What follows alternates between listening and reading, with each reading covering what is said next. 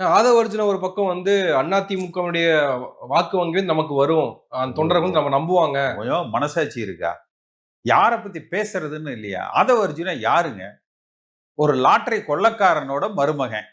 அவர் ஏதோ நீங்க பெரிய அரசியல் அவன் லாட்டரி விக்கிறதுக்கு எங்க வாய்ப்பு கிடைக்கும் என்று தேடிக்கிட்டு இருக்கிறான்.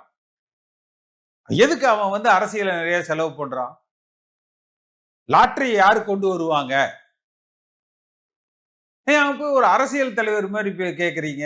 ப்ளீஸ் அந்த ஆதவ அர்ஜுனா பத்தி எல்லாம் பேசாதீங்க. He is not a politician. But அந்த தாவேக்காவுடைய மென்டாலிட்டி நான் விஜய் கேட்கிறேன். பேசுறது நம்ம பதில் சொல்லலாம். தாவேக்காவினுடைய நிலைப்பாடு மென்டாலிட்டி நான் கேட்கிறேன். அதாவது அதிமுகவினுடைய வாக்கு வங்கி நமக்கு வரும். தொண்டர்கள் வந்து சோர்ந்திருக்கிறாங்க. அவர்களுக்கான ஒரு ஒரு வடிகாலராக தாவேக்கா இருக்கும் அப்படின்றாங்கல்ல. எந்த கட்சியாக இருந்தாலும் தேர்தல் களத்தை சந்திக்கிற பொழுது திமுக மீது அதிருப்தி, திமுகல இருந்து இவ்வளவு நமக்கு வாக்கு வரும். பாஜக மீது அதிருப்தி, அங்கிருந்து நமக்கு இவ்வளவு வாக்கு வரும்.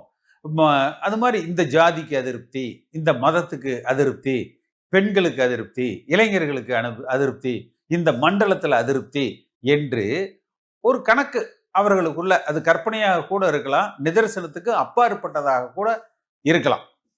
என்னுடைய அனுமானம் என்பது இன்னொரு மக்கள் நல கூட்டணி ஆளுகிற கட்சியினுடைய அதற்கு எதிராக இருக்கிற வாக்குகளை சிதைக்கிற, பிரிக்கிற பணி சிறப்பாக இன்னும் சொல்ல போனா சபரீசன், ஆதவ அர்ஜுனா நீங்க சொன்னீங்களே இந்த கூட்டணி விஜயை வைத்து ஒரு திரைப்படம் எடுப்பதை போல திரைக்கதை, டைரக்ஷன் இதெல்லாம் செய்யறாங்க.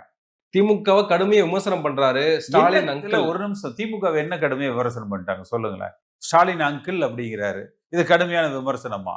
உலக மகா ஊழல் கட்சின்னு அதிமுகவை சொல்றாரு. அது பெரிய விமர்சனமா? ஸ்டாலின் அங்கிள் அப்படிங்கிறது பெரிய விமர்சனமா?